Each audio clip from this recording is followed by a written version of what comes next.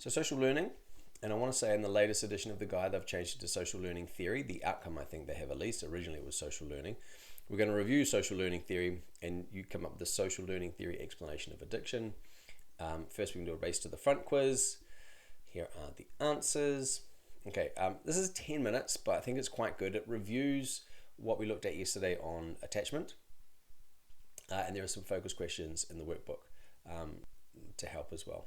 I think I understand the perspective of this one. In my mind, I feel like it's a little bit all the eggs in one basket, overlooking the range of factors that contribute to addiction, but it's relevant. Okay, why? Kids with parents who abuse substances are more likely to have their own problems. Here are some statistics. All right, and we're saying to students, look, we're thinking like psychologists. We see these trends, we see these statistics. We ask why. See what students can come up with. 2 minutes, review social learning theory. What can they remember? This is in their workbooks. And then 1 minute to share with a partner. Some chalk talk slides here if you like them. How good is ChatGPT for making visuals? And then we can chalk talk. Review the Bobo study. And then we're looking at, okay, well, could we replicate this with addiction? You could potentially, right? Put kids in a room, they watch a model doing drugs and stuff, and then go, well, we couldn't do it. So how could you test this theory? We're going to look at quite an interesting study that tested the social learning theory of addiction. I want to get the students to think about it first. How could you test this idea? Could they design something ethical? What did they come up with? And then here you can explain it or get them to go read the original.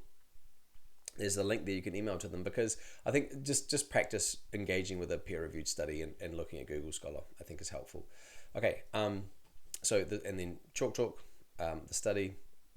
You might want to skip this part and do it after if you see that in writing the notes. A lot of students don't understand it. But the Cliff Note version is they found that kids were more likely to copy the drug use of their parents if they liked the parent, if they had a good relationship with them, I think was the phrasing. Yeah, the good relationship, yeah.